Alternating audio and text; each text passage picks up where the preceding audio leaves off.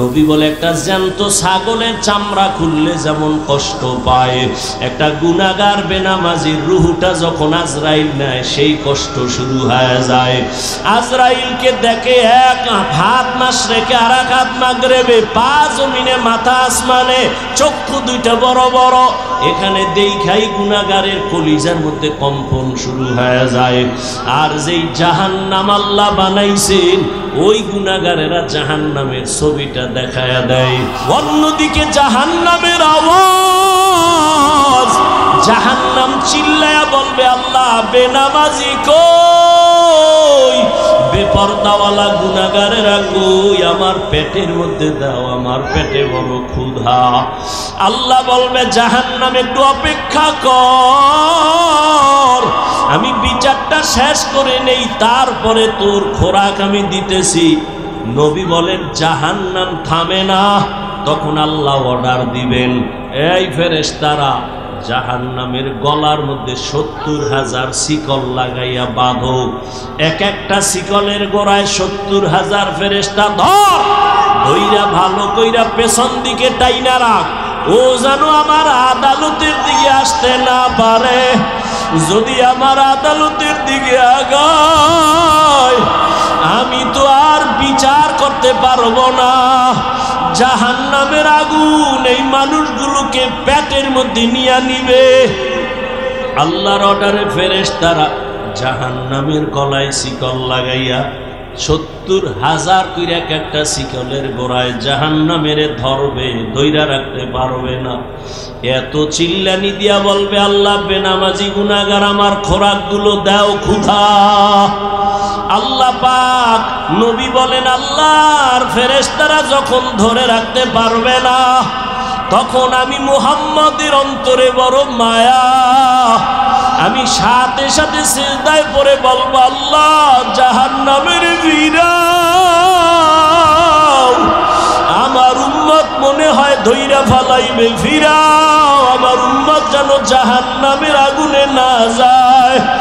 আমার উম্মত যদি জাহান্নামে যায় আমি জান্নাতে যাব না।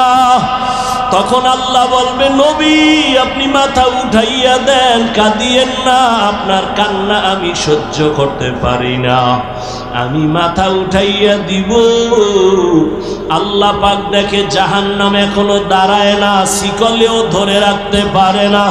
তখন আল্লাহ আমার সান্ত্বনার জন্য একটু কুদরতি হাতের পানি ফেরেশতারে দিয়া বলবে জাহান্নামের গায়ে ছিটায়া দাও। যখন জাহান্নামের গায়ে আল্লাহর দেওয়া কুদরতের পানিটা ছিটায় দিবে, জাহান্নাম দ্রুত গতিতে পেছনে ভাগতে থাকবে। ফেরেশতারা বলবেন আল্লাহ এতক্ষণ আমরা ৭০,০০০ শিকল লাগাইয়া যেই জাহান্নামের ধরে রাখতে পারি না, তুমি এমন কি বরকতের পানি দিছো যে জাহান্নাম এখন নিজে নিজে পেছনে দৌড়ায় ভাগতেছে? কারণ কি? এটা কি জমজমের বরকতি পানি? না কি এটা কাউসারের পানি? না এটা কি আবে হায়াতের পানি? না এটা দুনিয়ার বরকতের কোনো পানি? না তোমার বৃষ্টির পানি? না কোনো সমুদ্রের পানি? আল্লাহ বলবে ফেরেশতা এই পানি জমজমের পানিও না, কাউসারের পানিও না, এই পানি আবে হায়াতের পানিও না, এই পানি দুনিয়ার কোন সমুদ্রের পানি না, বৃষ্টির। আল্লাহ বলবেন আমার মায়ার নবীর গুনাহগার উম্মতের চোখের পানি। দুনিয়াতে আমার মায়ার নবীর উম্মতেরা গুনার কথা স্মরণ করে কাঁদত। মানুষ যখন ঘুমায়া যাইতো আমার আশিকের কান্না শুরু হয়ে যাইতো। গভীর রাতে সিজদায় পড়ে বলতো দয়ার মালিক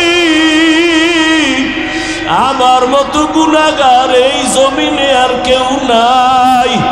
গুনার কারণে আমার হাত না পাক, আমার চোখ না পাক, আমার জিহ্বা না পাক, আমার অন্তর না পাক।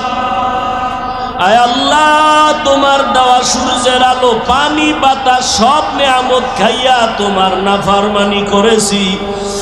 আজ আমি গুনার কারণে মনে হয় আমার জাহান্নাম ছাড়া উপায় নাই।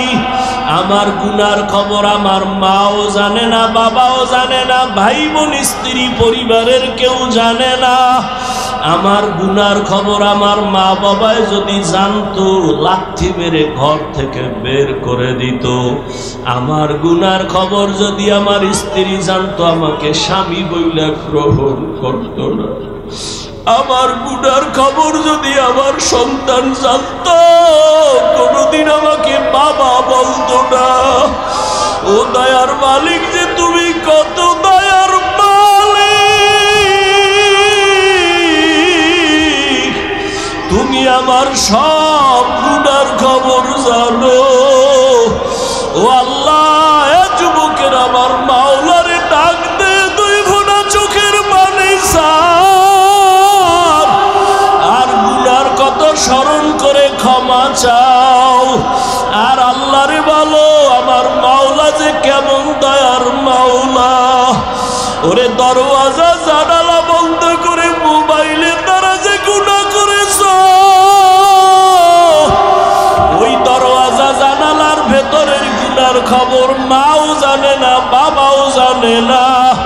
ওরে আমার মাওলারে ফাঁকি দিতে পারো নাই রে বাবা। আরে তোমার গুনার খবর যদি মা জানতো, ঘর থেকে বের করে দিত। কিন্তু আমার মাওলা যে কেমন দয়ার মালিক, গুনাহ করছি দেখছি, এরপরও ঘরের থেকে বের করে দেয় নাই, সম্মানের চেয়ার থেকে ফালাইয়া দেয় নাই। ও আল্লাহর বান্দারা, আজকে বাড়ি পাইছো, গাড়ি পাইছো, সন্তান বিবি পরিবার ক্ষমতা সবই পাইলা, কিন্তু আজকে যেইগুলি পাইয়া পাগল, চিন্তা করে দেখছো এগুলি কিছুই তোমার আমার আপন না। ওরে আজরাইল আইসা যখন রুহু দইরা টান মারবে, ওরে তোমার আপন মা বাবা তোমারে ফেলে দিবে, আর ঘরে ঢুকাইবে না। সাদা কাপড়ের প্যাকেট বানাইয়া কবরের দেশে পাঠাইয়া দিবে। এতদিন যে মা বাবার জন্য এত পাগল হইলাম, কেউ আমার সাথে যাবে না। আমি আস্তে আস্তে দেখি আমার বন্ধু নাই, আমার পাশের লোকগুলো সব আলাদা হয়ে গেল। এক পর্যায়ে আবার সাদা কাপড়ে পেঁচাইয়া আমারে বাঁশ বাগানে নিয়ে রওয়ানা। ওই কবরে অন্ধকার ঘর, বাতি নাই, কোনো সাথী নাই। ওই কবরে পাড়াইয়া পাড়াইয়া মাটি দিয়া সবাই চলে গেল, আমি এখন একা। আমার ডানে মাটি, বামে মাটি, সামনে পিছনে উপরে নিচে মাটি। কই আমার বাড়ি, কই আমার গাড়ি, কই আমার সন্তান, কই আমার মা বাবা, কই আমার ক্ষমতার চেয়ার, কই আমার সম্মান। এখন এই অন্ধকার কবরে দুইজন ফেরেশতা চলে আসবে প্রশ্ন করার জন্য। রবের পরিচয় দাও, ধর্মের পরিচয় দাও, রহমতের নবীর পরিচয় দাও। আমি যদি মাওলারে না চিনিয়া কবরের বিছানায় যাই, ওরে গুনাহগার বেনামাজি তখন বলবে হা হা লা আদরি, হা হা লা আদরি, হা হা লা আদরি। আফসোস, আমি কিছুই জানি না, কিছুই জানি না, কিছুই জানি না। আমার রবকে আমি চিনি না, আমার ধর্ম কি জানি না, মুহাম্মদ নবীকে আমি চিনি না। নবী বলেন, সাথে সাথে আমার মাওলা রাগান্বিত কুদরতি আওয়াজ দিবেন। আল্লাহ বলবেন, ফেরেশতা, এর সাথে আর ভালো ব্যবহার করার কোনো সুযোগ নাই। এই বান্দারে আমি দুনিয়াতে কত আদর করছি, আমি আল্লাহ কত নিয়ামত খাওয়াইলাম। আমার দেওয়া জমিনের ফসল খাইলো, গাছের ফল খাইলো, নদীর মাছ খাইলো, একবারও শুকর আদায় করে নাই, বরং আমার নাফরমানি করেছে। আলেম ওলামারা বুঝাইলো, বুঝে নাই, বিরোধিতা করেছে। এখন আর সুযোগ দেওয়া হবে না, এর জাহান্নামের শিকল লাগাও, কবরের ভেতরে জাহান্নামের বিছানা দাও। আল্লাহ রাগান্বিত হয়ে বলবে, নাফরমানের ধর, কবরের ভেতরে জাহান্নামের আগুন লাগা দাও। আল্লাহ আল্লাহ রাগান্বিত হয়ে বলবে, ও কবরের মাটি, এই গুনাহগারের দুই পার্শ্ব থেকে জোরে জোরে চাপ দাও। এমন জোরে দুই পার্শ্বের মাটি চাপ দিবে, সহ্য করতে পারবি নি রে যুবক। একটা মশার কামড় সইতে পারো না, বেতের বাড়ি সইতে পারো না, সূর্যের গরম সহ্য করতে পারো না। গুনাহ নিয়ে কবরে গেলে কেমনে মাটির চাপ সহ্য করবা? ওরে আল্লাহরে এখনো বন্ধু বানাও। আল্লাহর খাঁটি ওলি আল্লাহ যারা, উলামায়ে কেরামদের বন্ধু বানাও। এখনো সময় আছে, তওবা করো আর আল্লাহকে বলো, মাওলা গুনাহ আর করবো না, নামাজ ছাড়বো না, বেপরদায় চলবো না, দাড়ি কাটবো না। আমার মাওলার আযাব বড় কঠিন। আল্লাহ এজন্য বলেছেন, মুসলমান না হইয়া মরণ বরণ করিও না। এখনো সময় আছে, তওবা করে নাও। স্কুলে পড়ো, কলেজে পড়ো, চাকরি করো, ব্যবসা করো, তওবা করো আর নামাজ ছাড়বা না, দাড়ি কাটবা না, বেপরদায় চলবা না। মা বাবার দোয়া নিয়া, উলামায়ে কেরামের দোয়া নিয়া, শিক্ষক মুরব্বীদের দোয়া নিয়া নবীর তরিকায় চলবা। আল্লাহর কাছে দুই ফোঁটা চোখের পানি ছেড়ে দাও। যদি কান্না না আসে, মনে করিও গুনার কারণে দিলটা পাথর হয়ে গেছে, আল্লাহ বেজার হয়ে গেছে। এখনো সময় আছে, আল্লাহকে বলো, আল্লাহ দিলটা নরম বানায়া দাও। ওরে ডানে বামে দেখো, তোমার মতো কত গোলামের চোখে পানি, তোমার আমার চোখে কেন পানি নাই? গুনার কারণে আল্লাহ বেজার। এত বড় দুঃসাহস কার যে আমাকে বোকা বলল? এত বিশাল রাষ্ট্রের আমি মালিক, আমার কথায় পুরো দেশ চলে, আমাকে বোকা বলল কেন? বোকা বইলা কয়, আমি বোকা না, তুমি বোকা। আমি যদি ছাদের উপরে ঘোড়া না পাই, তুমিও সুন্দর মখমলের বিছানায় ঘুমাইয়া তোমার মালিকের পাইবা না। ইনজেকশন একটা দিয়া নাই, ভিতরে জ্বালা শুরু হয়ে গেছে। এখন কয়, আমার আসলে কে এরকম আওয়াজটা দিল? আওয়াজ তো দিছে, আমার জীবনের মধ্যে একটা ধাক্কা দিয়ে ফেলছে।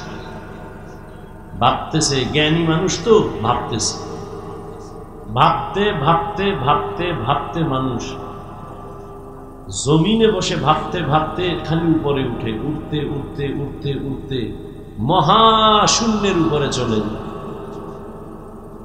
ভাবার দ্বারা মানুষ অনেক উপরে চলে যায়।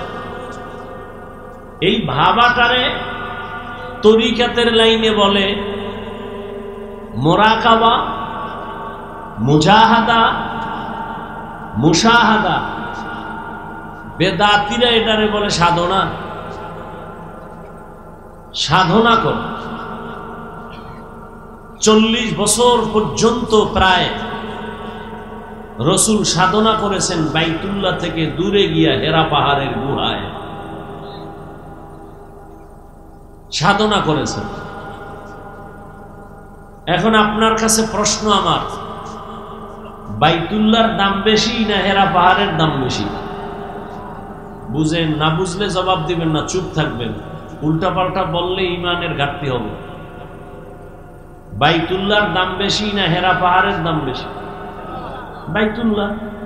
কোরআনের আয়াত দিয়া তো বাইতুল্লাহর দাম আল্লাহ বলেছেন, ইন্না আউওয়ালা বাইতিন উযিআ লিন-নাসি লাল্লাযী বিবাক্কাতা মুবারাকান ওয়া হুদা, মুবারাকান ওয়া হুদাল লিল আলামিন।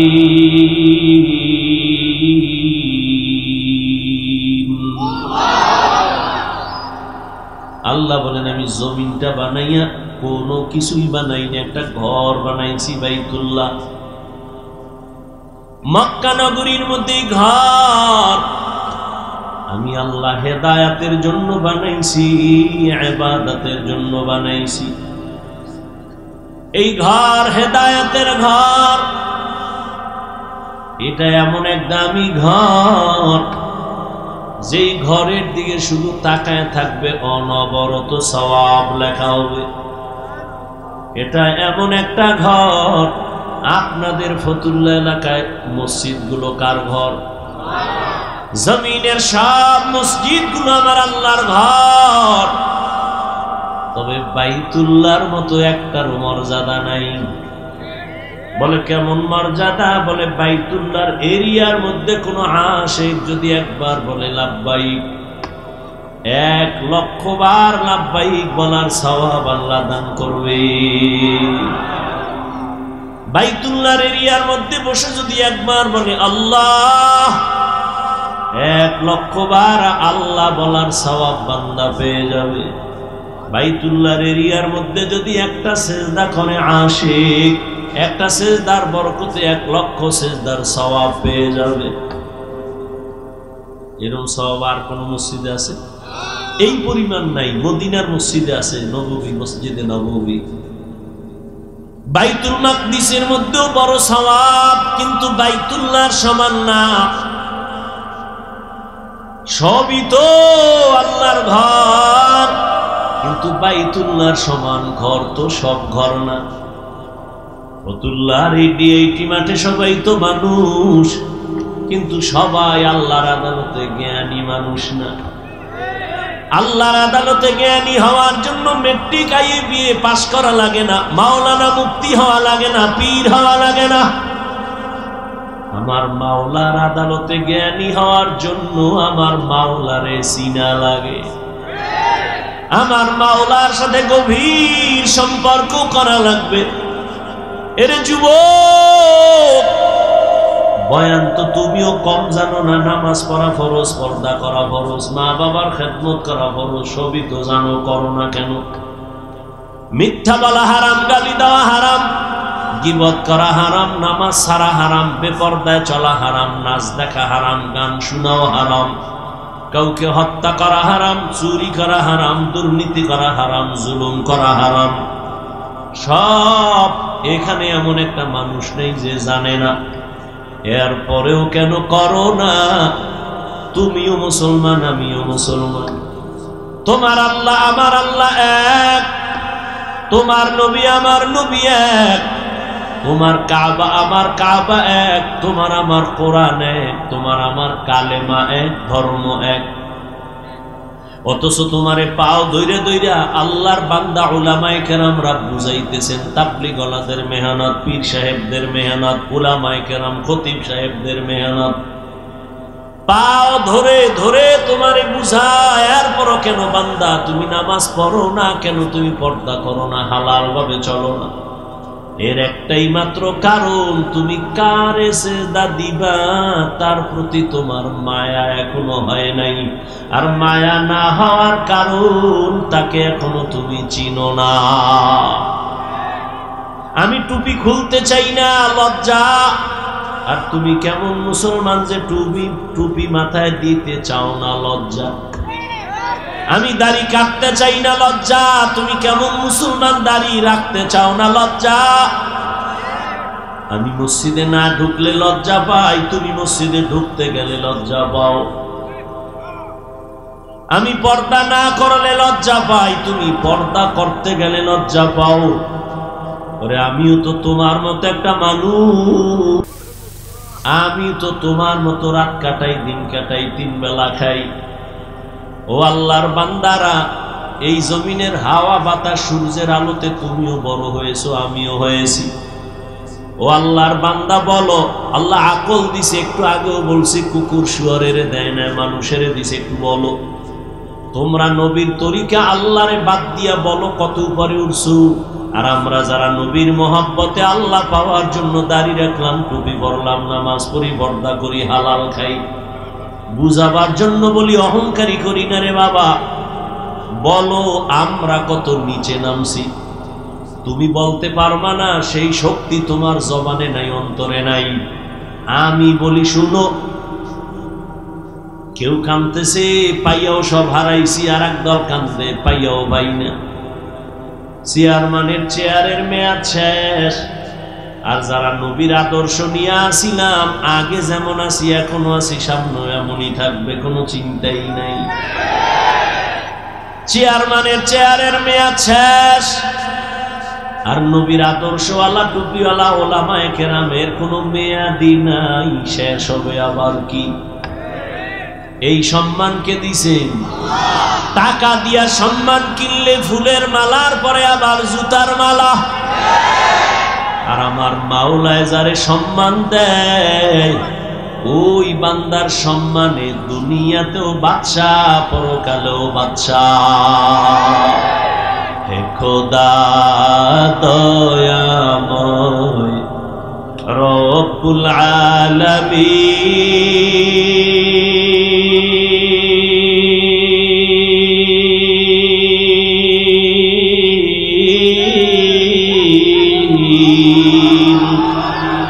জীবনে মরণে ভয় কি হবে সেই দিন। হে খোদা ধরাতে আসিয়া আজি বড়ই অসহায়,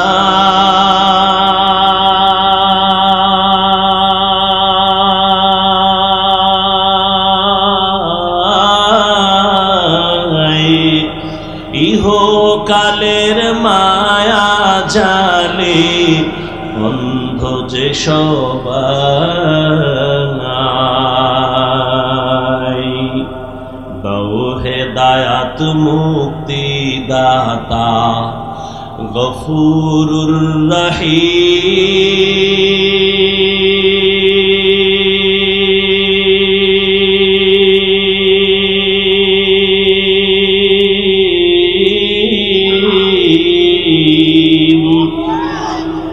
জীবনে মরণে ভয় কি হবে সেই দিন। হে খোদা, হে খোদা দয়াময় রব্বুল আলামিন,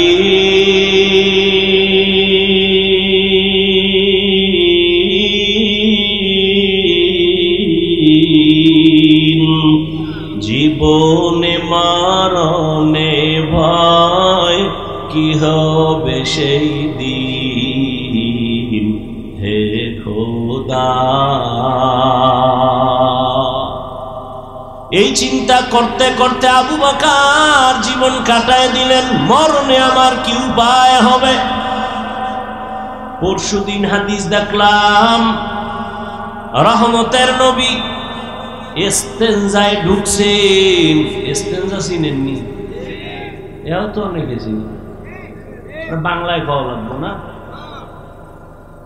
রহমতের নবী হাজত ছাড়তে ঢুকলেন, বাথরুমে গেলেন।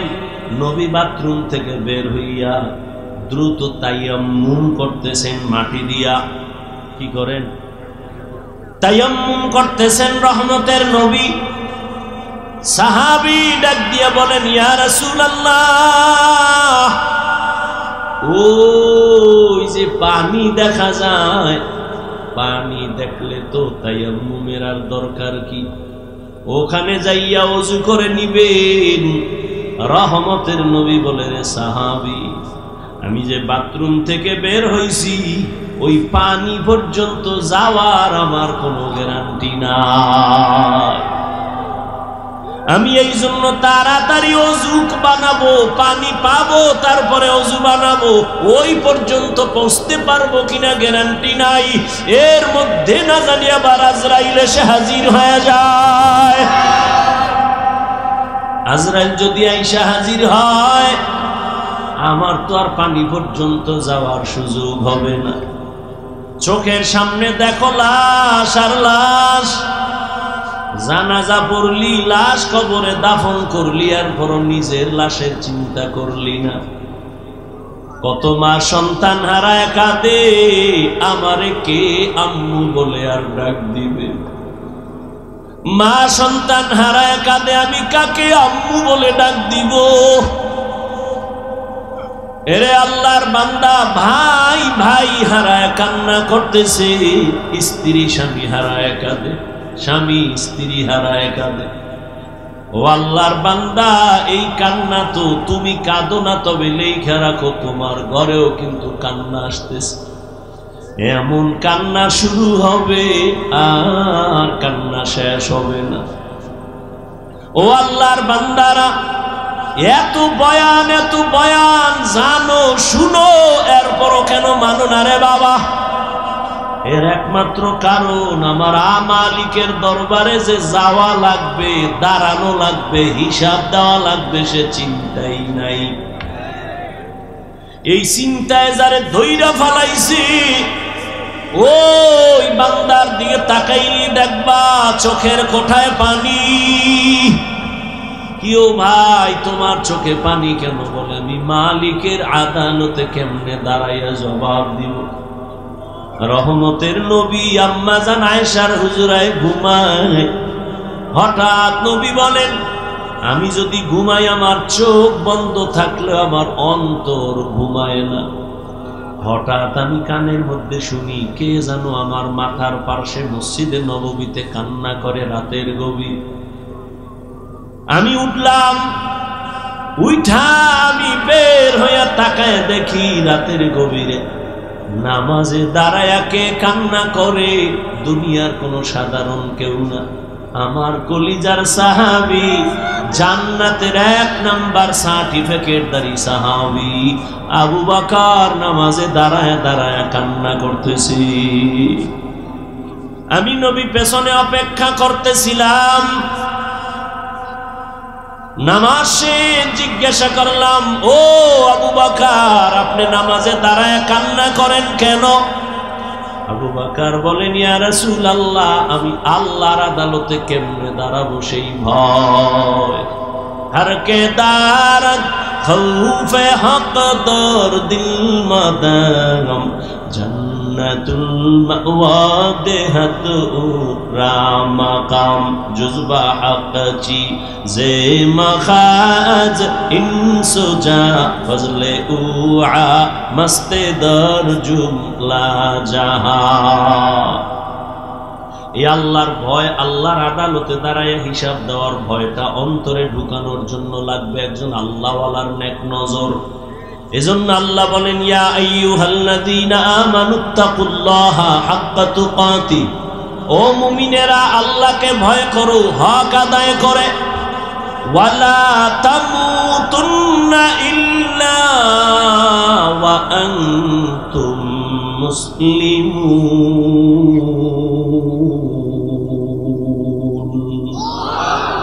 মুসলমান না হইয়া মরিও না, সাবধান।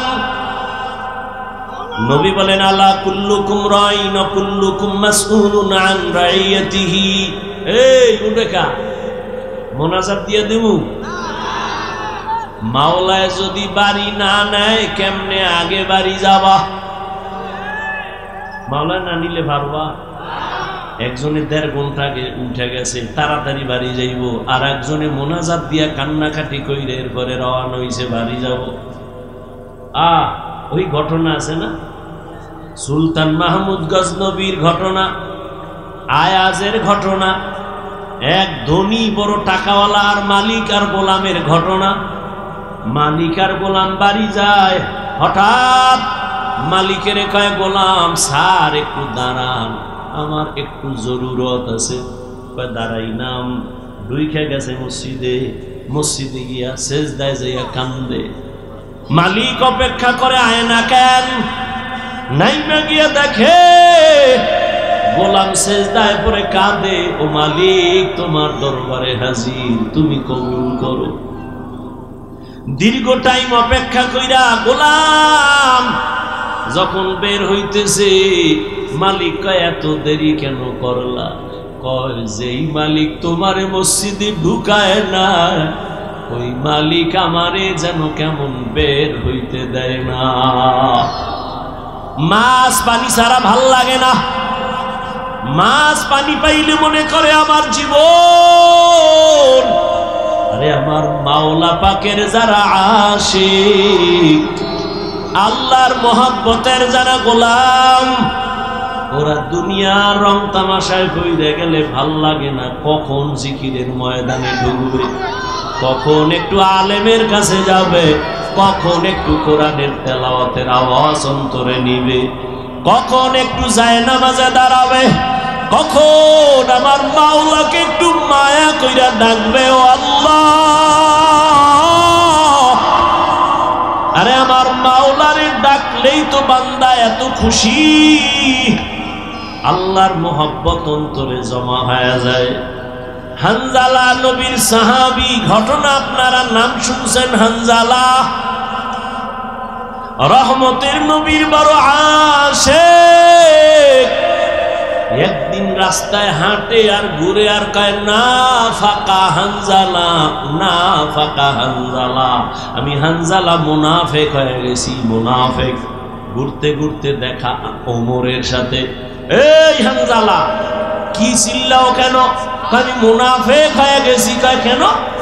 কয় আমি নবীর কাছে যখন থাকি তখন আমার অন্তর এমন যে আমি আর কোনো দুনিয়ায় নাই, এখন আমি আমার মালিকের নজরে বসে আছি, দরবারের রেসালাতের সামনে আছি।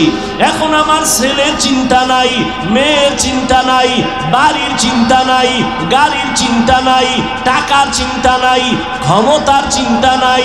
এখন আমার চিন্তা, আমি একজনারে পাইছি, আমার নবী। আমি ওই নবীর হাত ধরে আমার মালিকের একটু কেমনে দেখবো, যেই নবীর চেহারা এত সুন্দর, একটা নজর নবীর চেহারা দিয়ে তাকাইলে পেটের ক্ষুধা থাকে না। মায়ার নবী এত সুন্দর, আমার মাওলায়ের এত সুন্দর কইরা বানাইছেন, ওই মালিক আমার আল্লাহ না জানি কত সুন্দর। এত সুন্দর আসমান যিনি বানাইছেন তিনি কত সুন্দর, এত সুন্দর কণ্ঠ যিনি দান করছেন তিনি না জানি কত সুন্দর, এত সুন্দর রঙের ফুল বাগান সাজাইছেন তিনি কত সুন্দর। ওরে যারা মাওলার আশিক ওরা ভাবে আর খুঁজে আমার মালিক, আমার আল্লাহরে আমি তো এখনো পাইলাম না। ফুলের ঘেরান পাইলাম, কে বানাইলেন তারে তো পাইলাম না। ওরে আল্লাহর মোহাব্বত যার অন্তরে জমা হয়ে গেছে, সে একবার আমার মাওলারে দেখার জন্য পাগল। হানজালা বলে, আমি নবীর দরবারে থাকলে আমার অন্তর থাকে একরকম, আমি নবীর দরবারের বাইরে গেলে তখন আবার অন্তর দুনিয়ামুখী হয়ে যায়। আমার ছেলে, আমার বাড়ি, আমার গাড়ি, আমার টাকা, আমার পয়সা, আমার ক্ষমতা, আমার চেয়ার, এই সব আমার অন্তর আইসা জমা হয়, আমি মুনাফিক হয়ে গেছি। ওমর কয়, তো এই অবস্থা তো আমারও হয়। নবীর দরবারে থাকলে দুনিয়ার কোনো চিন্তা নাই, আবার যখন নবীর দরবার থেকে বাইর হইয়া যায় তখন আবার দুনিয়া আমারে পেয়ে ফেলে, দুনিয়া দুনিয়া আমাকে গ্রাস করে ফেলে, দুনিয়ার চিন্তা, ছেলের চিন্তা, মেয়ের চিন্তা আমাকে গ্রাস করে ফেলে। এবার কথা, চলো নবীর দরবারে চলো, সমাধান নেই। দোনোজনে যায়, মুনাফিক হয়ে গেছে। ওমরও কয় আমি মুনাফিক হয়ে গেছি, হানজালাও কয় আমি মুনাফিক হয়ে গেছি। হঠাৎ আবু বকর সিদ্দিক রাদিয়াল্লাহু তাআলা আনহুর সামনে দাঁড়ানো। এই ওমর, তুমি চিল্লাও কেন? কয় মুনাফিক হয়ে গেছি। হানজালাও কয় মুনাফিক হয়ে গেছি। কারণটা কি? বলে এই কারণ, নবীজির দরবারে যখন থাকি মনে হয় যেন দুনিয়াতে আমার আর কিছু নেই, নবী আমার কলিজা, আমি নবীর হাত লাগাই আমার মালিক আল্লাহর সঙ্গে মোলাকাত করব। কিন্তু নবীর দরওয়াজা থেকে বের হইলে তখন আবার ঢুইকা যায় ছেলে, মেয়ে, স্ত্রী, পরিবার, দুনিয়ার চিন্তা। আবু বকর কয়, অবস্থা তো আমারও, মনে হয় আমিও মুনাফিক হয়ে গেছি। আমার মাওলার ভয়, আর তুমি নামাজে দাঁড়াইয়াও দোকান নিয়ে ভাবো, নামাজে দাঁড়াইয়াও ছেলের চিন্তা, মেয়ের চিন্তা, ঘরের চিন্তা, ক্ষমতার চিন্তা। ওরে আবু বকর, নবীর দরবার থেকে বের হইলে দুনিয়া, নবীর দরবারে থাকলে দুনিয়ার চিন্তা নাই, এরপরও ভয়, কান্নার আওয়াজ। আর তোমার আমার তো নামাজের মধ্যেও দুনিয়া ঢুকানো, জিকিরের মধ্যেও দুনিয়া ঢুকানো। তোমার আমার চোখে পানিও নাই, কোনো আফসোসও নাই রে বাবা। নবীর দরবারে গেলেন, রহমতের নবী বলেন, এমন যদি তোমাদের হয় আর ভয় লাগে, এটাই তোমাদের ঈমান যে শুদ্ধ পরিপক্ক, এটাই তার প্রমাণ। তোমাদের ঈমানে কোনো ভেজাল নাই। এরে নবীরা আশেক ইব্রাহিম ইবনে আদহাম পাগলের মতো হয়ে গেল। কে আমাকে বোকা বলল? ঠিকই তো, আমার ওয়ার্ডারে বলখের মানুষগুলো দাঁড়ায় আর বসে, কিন্তু আমি তো একবারও চিন্তা করলাম না এই যে সূর্যটা উঠছে পূর্ব দিগন্তে, এই সূর্য তো আমার অর্ডারে উঠেও না, আমার অর্ডারে ডুবেও না। রাতের বেলা আকাশে চাঁদের আলো, আমার অর্ডারে চাঁদ উঠেও না, ডুবেও না। তাহলে এর পেছনে তো একজন মালিক আছে, নাই? ওই মালিকের তালাশ করছনি? এরে আল্লাহর বান্দা, তোমারে কেউ হাদিয়া পাঠাইছে, কে পাঠাইছে তার পরিচয় নাও। মোলাকাতের জন্য পাগল, দেখা করলে মনে হয় আরো হাদিয়া দিবে। যেই মাওলায় তোমারে আমারে মানুষ বানাইছেন, কুকুর বানান নাই, শুকার বানান নাই, আবার আখিরি নবীর উম্মত বানাইছে, এত সুন্দর জীবন আমাকে দান করছেন। আমার মতোই তো কত মানুষ, ওই যাও ডিআইটি মসজিদের বারান্দায় যাও, বাইতুল মুকাররমে জুমার দিন গিয়া দেখো, পাও নাই, ভিক্ষা করে। দুইটা চোখের পাওয়ার নাই, বলে আমি অন্ধ, আমারে কিছু ভিক্ষা দাও। আমার মাওলায় যদি তোরে অন্ধ বানাইতেন রে যুবক, বল সারা রাত মোবাইলে নাচ গান কেমনে দেখতি? আমার মাওলায় যদি অন্ধ বানাইতেন, কে তোরে চক্ষু দান করত?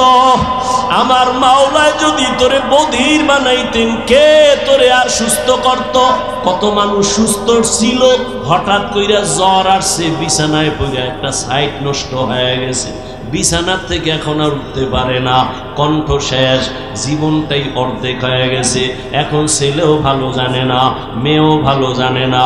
ও আমার ফতুল্লাহ এলাকার মুসলমান বাবারা, ও বৃদ্ধ বাবাজি, ও যুবক, একটু চিন্তা করো বাবা।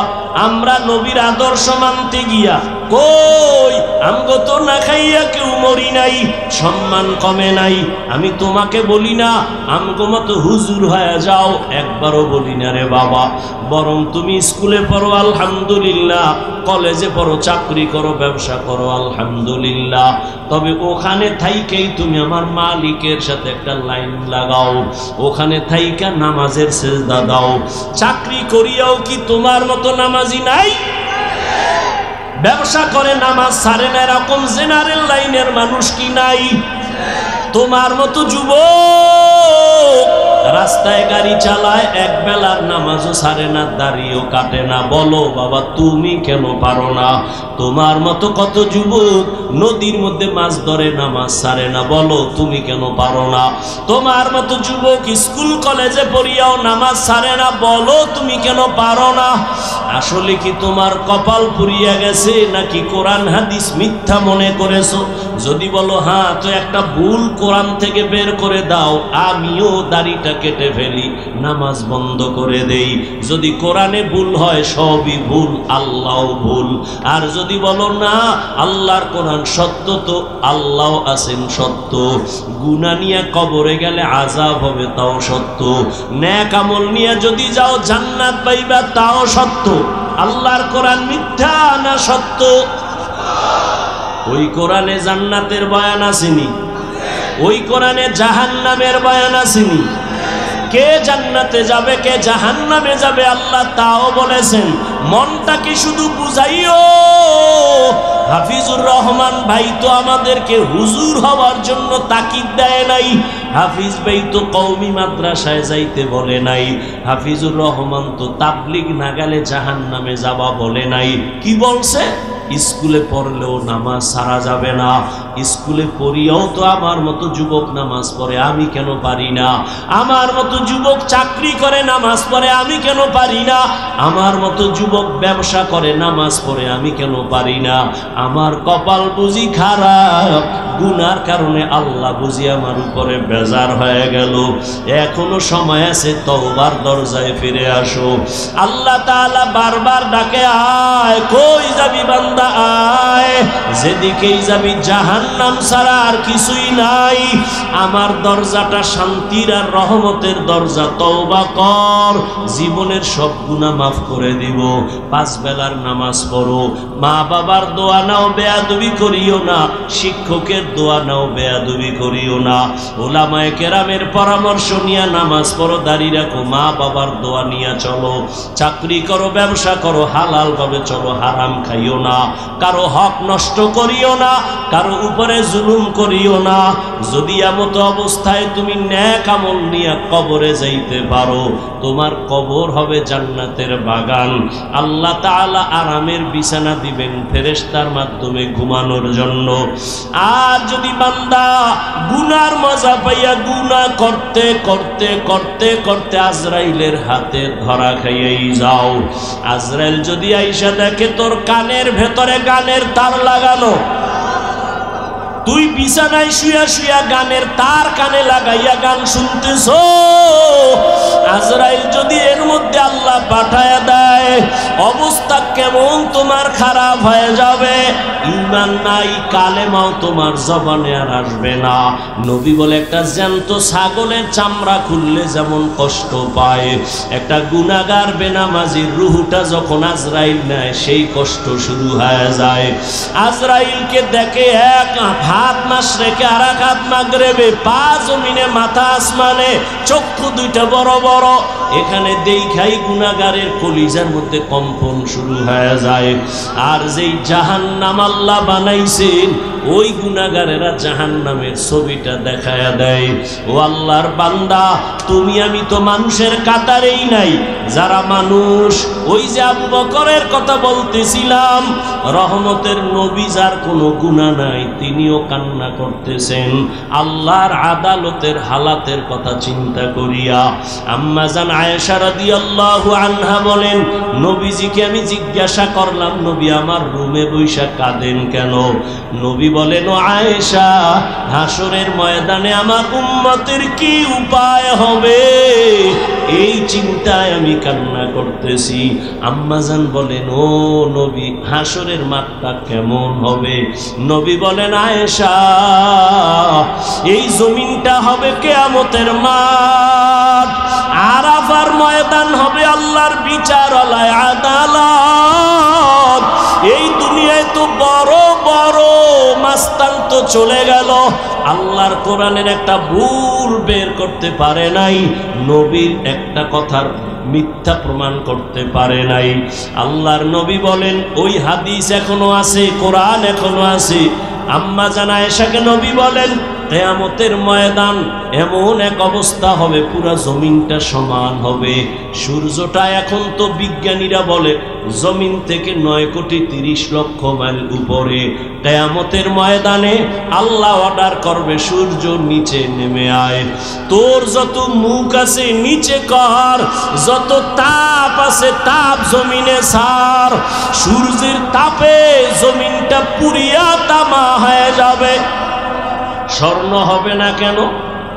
জমিনটা পুরিয়া রূপা হবে না কেন? পিতল হবে না কেন? মুফাসসিরিনে কেরাম বলেন, স্বর্ণ, রূপা, তামা, পিতল এগুলো হবে না। জমিনটা তামা হওয়ার কারণ, তামার ধাতুর মধ্যে একটা গুণ আছে, স্বর্ণের মধ্যে নাই, রূপার মধ্যে নাই। বলে কি? স্বর্ণের এক মাথা গরম হলে ভিন্ন মাথা গরম হয় না, রূপার এক অংশ গরম হলে অন্য অংশ গরম হয় না। কিন্তু তামা এমন একটা ধাতু, এক পার্শ্বে গরম হয়ে গেলে পুরাটাই গরম হয়ে যাবে। আল্লাহ যখন বলবে, সূর্য তুই মনের মতো তাপ দিতে পারো না, আজকে সব তাপ ছাইরা দিবে, সূর্যের এমন তাপ শুরু হয়ে যাবে, জমিনটা তামা হয়ে যাবে। নবী কান্না করেন আর বলেন, আয়েশা, অন্যদিকে জাহান্নামের আওয়াজ, জাহান্নাম চিল্লায়া বলবে, আল্লাহ বেনামাজি কই, বেপরদাওয়ালা গুনাহগারেরা কই, আমার পেটের মধ্যে দাও, আমার পেটে বড় ক্ষুধা। আল্লাহ বলবে, জাহান্নাম একটু অপেক্ষা কর, আমি বিচারটা শেষ করে নেই, তারপরে তোর খোরাক আমি দিতেছি। নবী বলেন, জাহান্নাম থামে না। তখন আল্লাহ অর্ডার দিবেন, এই ফেরেশতারা জাহান্নামের গলার মধ্যে 70,000 শিকল লাগাইয়া বাঁধো। এক একটা শিকলের গোড়ায় 70,000 ফেরেশতা ধর, ধইরা ভালো কইরা পেছন দিকে টাইনা রাখ, ও যেন আমার আদালতের দিকে আসতে না পারে। যদি আমার আদালতের দিকে আগায়, আমি তো আর বিচার করতে পারবো না। জাহান্নামের আগুন এই মানুষগুলোকে পেটের মধ্যে নিয়ে নিবে। আল্লাহর অর্ডারে ফেরেশতারা জাহান্নামের গলায় শিকল লাগাইয়া 70,000 করে এক একটা শিকলের গোড়ায় জাহান্নামের ধরবে, ধইরা রাখতে পারবে না। এত চিল্লানি দিয়া বলবে, আল্লাহ বেনামাজি গুনাহগার আমার খোরাকগুলো দাও, ক্ষুধা। আল্লাহ পাক নবী বলেন, আল্লাহর ফেরেশতারা যখন ধরে রাখতে পারবে না, তখন আমি মুহাম্মদের অন্তরে বড় মায়া, আমি সাথে সাথে সিজদায় পড়ে বলবো, আল্লাহ জাহান্নামের ফিরাও, আমার উম্মত মনে হয় ধইরা ফালাইবে, ফিরাও, আমার উম্মত যেন জাহান্নামের আগুনে না যায়। আমার উম্মত যদি জাহান্নামে যায়, আমি জান্নাতে যাব না। তখন আল্লাহ বলবে, নবী আপনি মাথা উঠাইয়া দেন, কাঁদিয়েন না, আপনার কান্না আমি সহ্য করতে পারি না। আমি মাথা উঠাইয়া দিব। আল্লাহ পাক দেখে জাহান্নাম এখনো দাঁড়ায় না, শিকলেও ধরে রাখতে পারে না। তখন আল্লাহ আমার সান্ত্বনার জন্য একটু কুদরতি হাতের পানি ফেরেশতারে দিয়া বলবে, জাহান্নামের গায়ে ছিটায়া দাও। যখন জাহান্নামের গায়ে আল্লাহর দেওয়া কুদরতের পানিটা ছিটায় দিবে, জাহান্নাম দ্রুত গতিতে পেছনে ভাগতে থাকবে। ফেরেশতারা বলবেন, আল্লাহ এতক্ষণ আমরা 70,000 শিকল লাগাইয়া যেই জাহান্নামের ধরে রাখতে পারি না, তুমি এমন কি বরকতের পানি দিছো যে জাহান্নাম এখন নিজে নিজে পেছনে দৌড়ায় ভাগতেছে? কারণ কি? এটা কি জমজমের বরকতি পানি? না কি এটা কাউসারের পানি? না এটা কি আবে হায়াতের পানি? না এটা দুনিয়ার বরকতের কোনো পানি? না তোমার বৃষ্টির পানি? না কোনো সমুদ্রের পানি? আল্লাহ বলবে, ফেরেশতা এই পানি জমজমের পানিও না, কাউসারের পানিও না, এই পানি আবে হায়াতের পানিও না, এই পানি দুনিয়ার কোন সমুদ্রের পানি না, বৃষ্টির। আল্লাহ বলবেন, আমার মায়ার নবীর গুনাহগার উম্মতের চোখের পানি। দুনিয়াতে আমার মায়ার নবীর উম্মতেরা গুনার কথা স্মরণ করে কাঁদত। মানুষ যখন ঘুমায়া যাইতো, আমার আশিকের কান্না শুরু হয়ে যাইতো। গভীর রাতে সিজদায় পড়ে বলতো, দয়ার মালিক আমার মতো গুনাহগার এই জমিনে আর কেউ নাই। গুনার কারণে আমার হাত না পাক, আমার চোখ না পাক, আমার জিহ্বা না পাক, আমার অন্তর না পাক।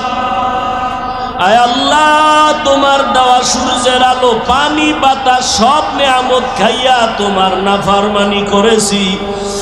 আজ আমি গুনার কারণে মনে হয় আমার জাহান্নাম ছাড়া উপায় নাই। আমার গুনার খবর আমার মাও জানে না, বাবাও জানে না, ভাই বোন স্ত্রী পরিবারের কেউ জানে না। আমার গুনার খবর আমার মা বাবায় যদি জানতো লাথি মেরে ঘর থেকে বের করে দিত। আমার গুনার খবর যদি আমার স্ত্রী জানতো আমাকে স্বামী বইলা গ্রহণ করত না। আমার গুনার খবর যদি আমার সন্তান জানতো কোনদিন আমাকে বাবা বলতো না। ও দয়ার মালিক যে তুমি কত দয়ার মালিক,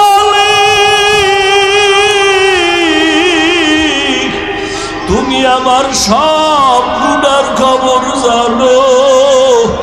ও আল্লাহ, এ যুবকের আমার মাওলারে ডাক দে, দুই ফোঁটা চোখের পানি ছাড়, আর গুনার কত স্মরণ করে ক্ষমা চাও।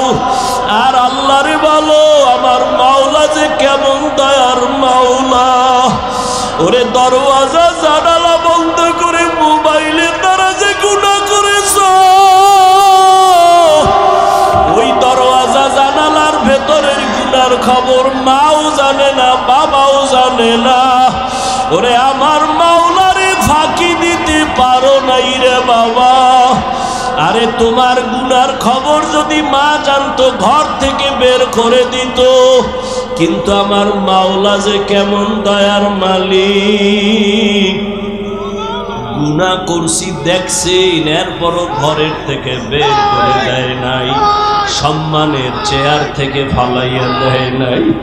ও আল্লাহর বান্দারা, আজকে বাড়ি পাইছো, গাড়ি পাইছো, সন্তান বিবি পরিবার ক্ষমতা সবই পাইলা, কিন্তু আজকে যেইগুলি পাইয়া পাগল, চিন্তা করে দেখছো এগুলি কিছুই তোমার আমার আপন না।